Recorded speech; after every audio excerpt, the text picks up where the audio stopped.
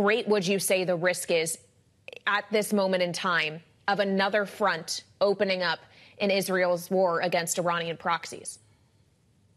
Well, it's a pretty serious risk, to be honest with you, although a lot of it right now seems like a war of words, and a lot of it is at the moment. You have a lot of bluster and macho banter going on between the Israeli government and Hezbollah at the moment, but that doesn't mean that it couldn't spill over into something that's genuinely concerning. The time period that you're going to want to look at, right, is really the summer and really through July.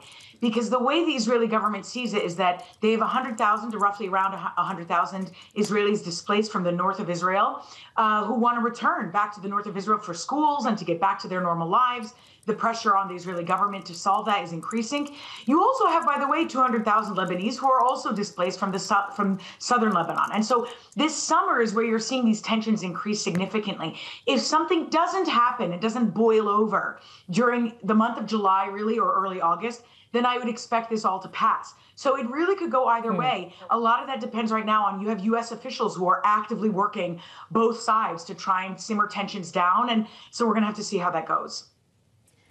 If this does not pass, Israel fighting this on two fronts, how would Israel even begin to do that?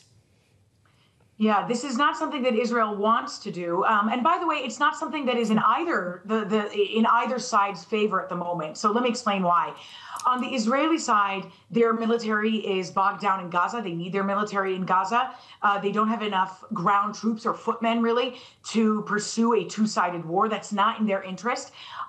They have been, and both sides have been preparing. When I was in government and I handled Hezbollah, was in my portfolio of counterterrorism, we used to say that they were preparing for the next showdown after the 2006 war ended. And so they are. I mean, they are preparing for that showdown. They feel somewhat prepared, but a two-sided war is completely different and not in Israel's favor. And on the other side, on Hezbollah's side, it's not in their favor either, because they have a Lebanese public that is not interested in a war, that are who are significantly suffering due to the economy there and and inflation and the loss of value in their currency, and they are still the destruction from the 2006 war and the chaos from it is still very fresh in their minds. And Hezbollah is increasingly acquiring more and more power in Lebanon over the government, over the airport, over everything. And so they have something significant to lose there. So it's not in either side's interest. Hezbollah is also a much more powerful terrorist organization than Hamas. They have precision missiles. They have Scud missiles, missiles that could do significant damage. And as with any terrorist organization, they're not going to hold back on what they pursue. They're not going to think to avoid civilian casualties or to pursue wherever they might see a military target. So it would be, if something were to unfold, it would be very ugly and very difficult to contain.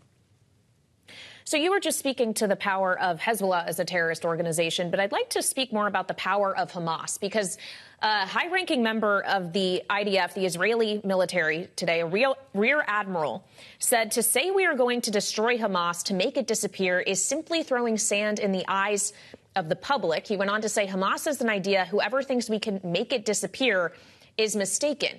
And yet that's what Prime Minister Bibi Netanyahu has repeatedly said the end game is. Hagar, what do you make of what the Israeli military is saying versus the head of the government? Yeah, the Israeli military is being much more pragmatic here. Every time I used to hear Prime Minister Netanyahu or any of these other officials saying, we're going to eradicate Hamas, I understood after October 7, of course, they want to come out with these strong words and rally support among their people, of course.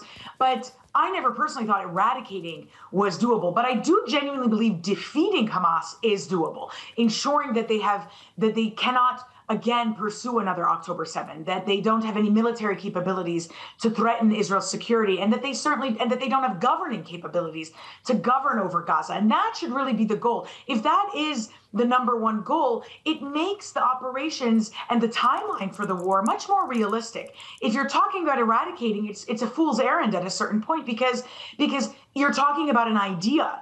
And when you have a high civilian death toll as you have in Gaza, it just angers civilians more, and it's going to push a lot of people into the arms of the enemy. Who is that enemy? Hamas or other terrorist organizations that are similar. And so I would agree that you have this chasm a bit, except that when Netanyahu says eradicate, sometimes I myself wonder if he genuinely means eradicate or defeat the way the United States defeated ISIS in 2016, 18, when they were defeated. It took 4 years, but they didn't disappear, but they were significantly defeated and they lost all their territory in the Middle East. Israeli Prime Minister Benjamin Netanyahu, in a social media post earlier this week, accused the United States of not providing enough weaponry to Israel in the war against Hamas. Take a listen to that. I said it's inconceivable that in the past few months, the administration has been withholding weapons and ammunition to Israel. During World War II, Churchill told the United States, give us the tools, we'll do the job. And I say, give us the tools and we'll finish the job a lot faster.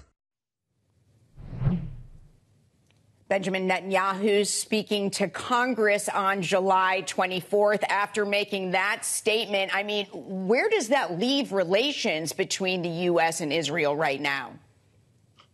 Well, his video, in my opinion, was really disappointing and upsetting, and frankly, he came off extremely ungrateful and as a liar, to be honest with you. I mean, we already know that what he's saying is false. There was one shipment of heavy weapons that was put on pause. The United States came out publicly about that. Had there been more shipments that had been paused, that would have leaked by now. We would have heard that from, if not the U.S. government, by leakers and by leakers from the Israeli government.